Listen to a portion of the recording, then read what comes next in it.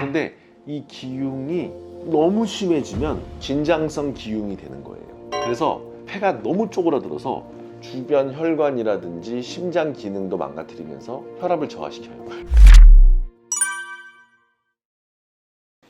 안녕하세요 여러분, 참포도나우병원 신경외과 이동엽 원장입니다. 여러분들 그 많은 인기를 나누었던 의학 드라마 낭만 닥터 아시죠? 김사부 시즌2의 1회 드라마 보시면 긴장성 기흉 환자 관련 에피소드가 나옵니다. 제가 알고 있기로는 복강경을 이용해서 수술을 하고 있는데 갑자기 이유를 알 수 없이 환자 혈압이 정상 혈압이 한 100은 돼야 되거든요. 근데 한 60, 50, 샥이에요. 뚝뚝뚝뚝 혈압이 떨어지면서 응급 상황이 생기는 거죠. 이 샥 상태가 되니까 원인을 알 수가 없어요. 근데 거기 학회에서 관객은 많고 좀 어수선하죠. 혈압이 갑자기 떨어지는데 마취과 의사는 대처가 안 된다고 그러고 아무도 알 수 없는 혈압은 떨어지는 상황, 응급 상황. 그때 김사부가 여자 주인공인가요? 어떤 글씨를 써서 그 수술방 안으로 빨리 쪽지를 전달합니다. 그 쪽지를 수술방 안에서 전달을 딱 받은 그 술자가 놀라죠.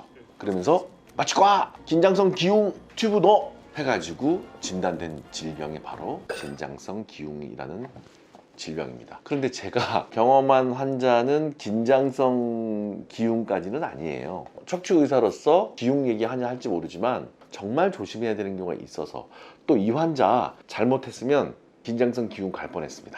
자, 그 MRI 사례를 한번 소개를 해드리겠습니다.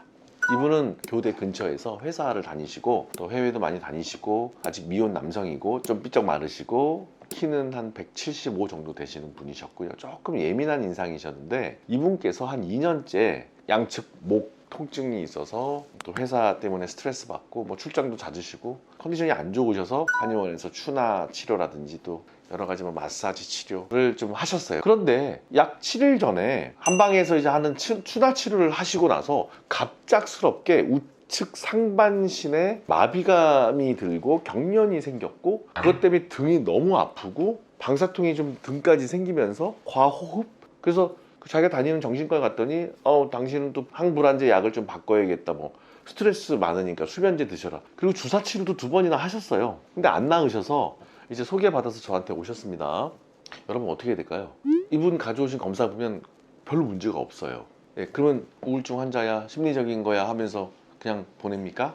아니죠. 일단은 환자를 잘 만지고 진찰을 해야겠고, 이분이 목이나 등 쪽에 극심한 통증이 있어서 일단은 제가 엑스레이까지는 좀 봐야겠다 생각이 들었고, 엑스레이 중에서 다이나믹 엑스레이를 보자고 하면서 가슴 엑스레이까지 찍었습니다. 가슴 엑스레이를 찍으면 폐나 이런 심장도 좀 나오잖아요. 그렇게 하면서 환자를 좀 진찰을 좀 했습니다. 요거는 이제 외부에서 가져온 엑스레이죠. 전신이 나오는 이제 척추입니다. 그래서 이게 이제 오른쪽입니다. 이게 왼쪽이고. 좀 환자가 말라 보이시죠? 요거는 이제 심장이 이렇게 보이죠. 또 이렇게 폐가 있습니다. 옆에서 보면 일자목이고 등은 약간 굽어 있으면서 뭐 허리 큰 문제 없습니다. 그런데 이제 우리 병원에 와서 새롭게 검사를 했습니다. 검사할 때 목을 앞에서 봤을 때 장면이에요. 일자목이죠. 옆에서 보면 전반적인 C자 모양이 돼 있어야지 정상입니다. 그런데 이제 일자목이죠. 척추만 보면 일자목 직장인들 많습니다. 한 절반이 그냥 일자목이죠.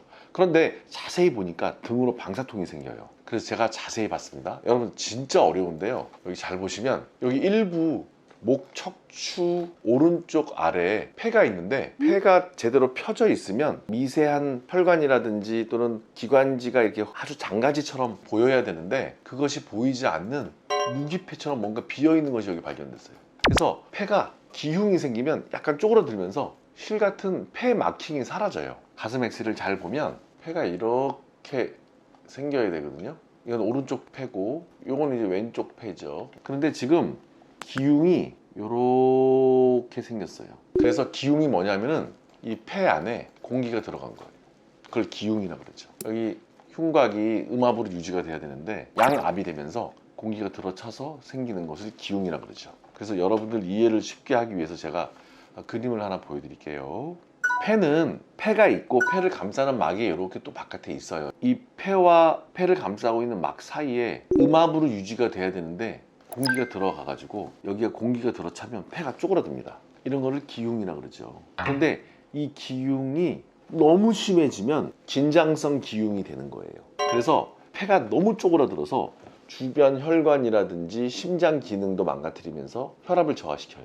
그게 바로 낭만 닥터 김사부가 놓치지 않고 체크를 한 응급 상황인 거예요. 그래서 이렇게 심하게 폐가 위축이 되면 긴장성 기흉까지 가게 되죠. 그러면 진짜 초응급이라서 김사부에서 보이는 것처럼 튜브를 넣어서 빨리 들어간 공기를 빼내줘야 돼요. 하지만 제 환자처럼 초응급을 다투는 상태는 아니지만 뭔가 어떤 원인에 의해서 이 위쪽 부분에 기흉이 발견됐다는 거죠.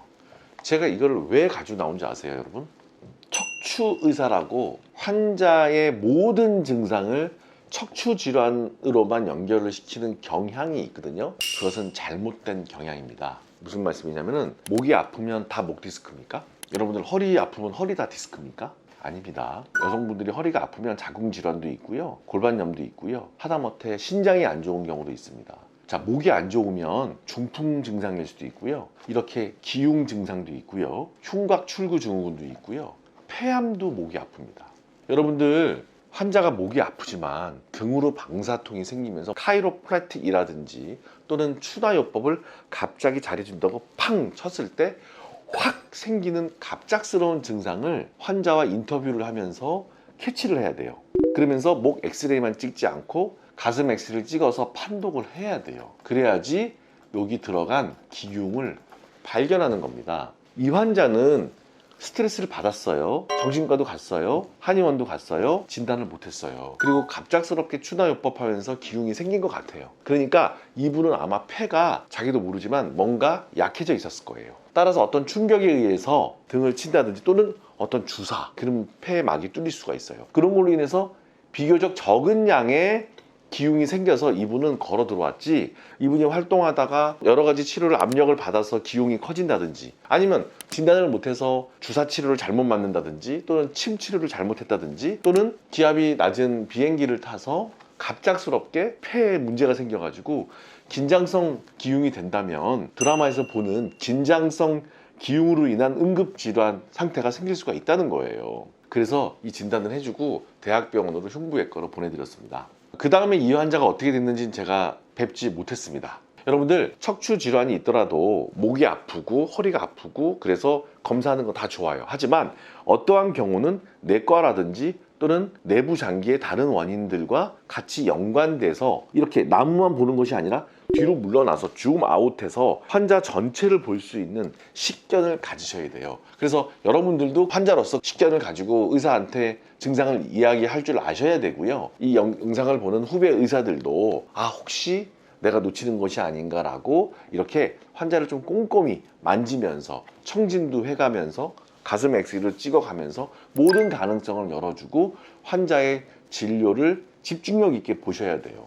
네, 오늘은 썩 유쾌하지 못할 수 있지만 낭만 닥터 김사부의 긴장성 기흉 얘기도 했고, 제가 실제로 만난 제 환자 중에서 목 디스크로 오인된 외상성 기흉 젊은 남자분을 한분 소개해드렸습니다. 여러분들께 작은 도움이 되시길 바라고요.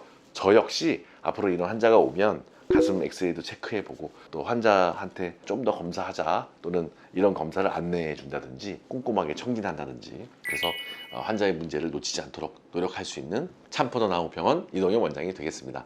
지금까지 참포도 나우병원의 이동엽 원장이었습니다. 감사합니다.